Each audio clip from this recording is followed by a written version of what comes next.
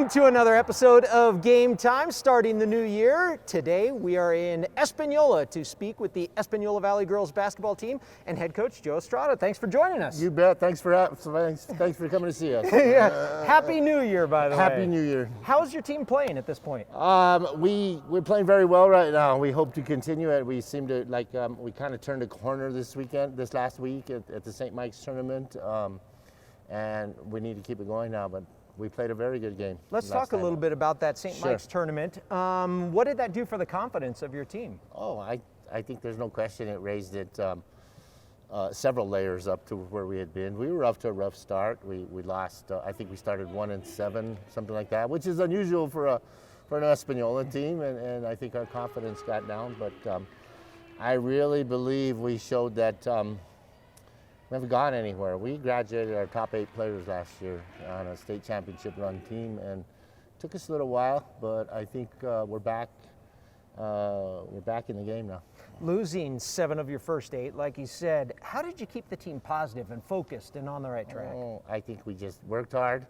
I think we just talked every day about believing in ourselves and believing in what we do and believing in the system, and just trying to send that message every day that you got to work your way out of things like that. A lot of people might not know that you had a little road bump with your team and the program being displaced from the gym. Yes. Tell the people how much of a difficult situation that was. I don't think we practiced one single day at the beginning of the season in this gym. I think a couple of days before the official start of season, we had a scoreboard fire that turned into a floor fire that turned into smoke damage throughout the entire gym. So we were displaced and we scrambled around. We spent some time in a small elementary gym / cafeteria. We spent a little time in our middle school gym, which is considerably better than that elementary school gym, but we practiced late at night. We practiced in there whenever we could, and we always just tried to, we talk about the basketball gods here a lot, and we talk about what they hand to us and what they deal us, and just we always try and turn negatives into positives. So we just continued that narrative throughout that time, and took a little while, but I think we're there.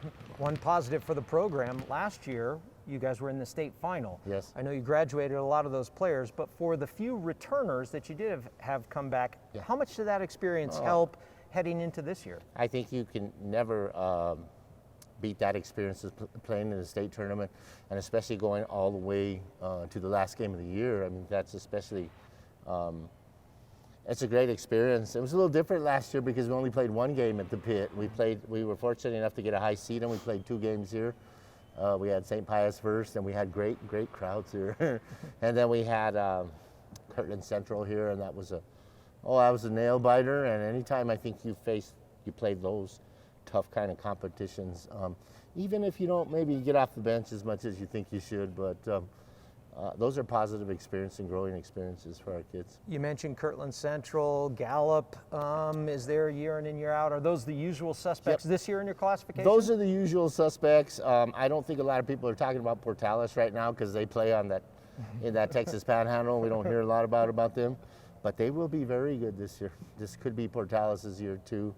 Bernalillo is not every year, but they've been consistently better over the past couple of 3 years. They have a scorer that's averaging 27, 28 points a game.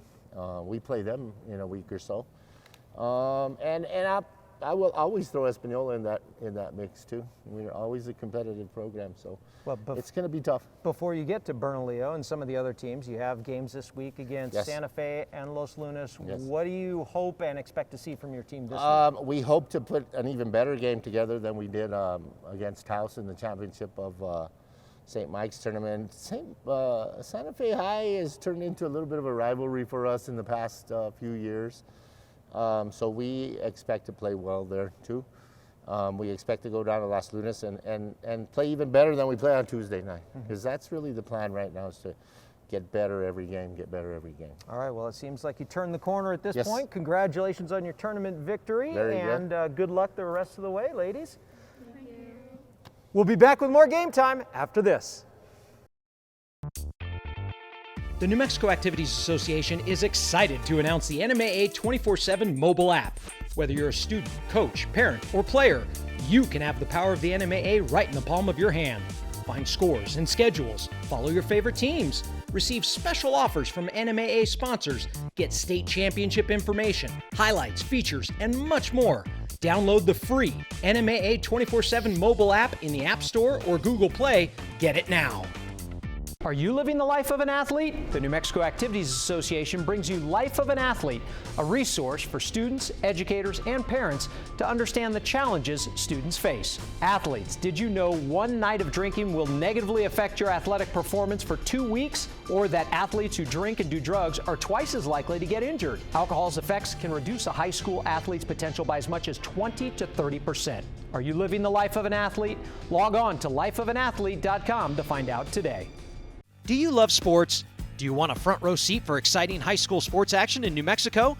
If the answer is yes to either of those questions, then becoming an interscholastic sports official may be right for you. The New Mexico Officials Association is looking for individuals age 15 years or older to serve as officials in 10 different sports. No experience is necessary and training is provided. If you're interested, call 505-923-3110. That's 505-923-3110. Or go to the website nmact.org and click on the Officials tab. Hi, my name is Joni Martinez. I'm from Espanola Valley High. Welcome back to Game Time. The Las Cruces boys basketball team has been plowing through opponents this season. They beat El Paso Chapin in their season opener by 1 point. Since then, no one has come within 20. 2022 could be the year of the Bulldog. When asked how he would describe this year's team, Las Cruces boys basketball coach William Benjamin doesn't hesitate. Special, I got a point guard that's very good, and then I got a big man who's very good as well. To have those two things together like this, is special. Across the timeline, lob to Card, alley-oop slam! Holy mackerel! We're blessed. I got Isaiah Carr, who's damn near 7 foot, and then I have another kid by the name of Caden Self, who's 6'6" and very mobile. So and then when you have a point guard like Deuce that can get people the ball and kind of get to where he wants, man, it's just, I'm just blessed. I've had size, but I don't even know if the state has seen a 7-footer like Carr with his ability to catch, his touch, and his ability to finish, and he blocks shots as well. So that's just going to be, if he's not blocking, he's going to make you think about it when you come in there. Here comes Deuce in transition. Deuce is going to go all the way, jumps to the lane off the window, and a strong finish for Benjamin. To go along with that size is Deuce Benjamin, one of the top scorers in the state.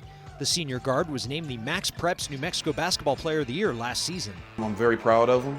He's worked very hard. He's been focused, which is very hard for, in this day and age with social media and everything. For the most part, he's been focused and just been able to improve step by step, day by day, and kind of go through the process. It doesn't stop. Hopefully he can continue to focus and just continue to get better. Benjamin all the way off the window. That's why he's a Division I player right there. Deuce can score the ball. Like he knows how to put the ball, get the ball in the hoop, whether he's shooting jump shots, whether he's getting to the basket. I think overall his intelligence of the game is IQ is starting to come out a little bit more to understand that you can be more of a scorer. You don't have to score all the time to affect the game. You can affect the game by being a defensive player. You can affect the game by making good passes. And really, if you're a good ball player, you should be able to not only make the game easier for you, but to make the game easier for your teammates around you.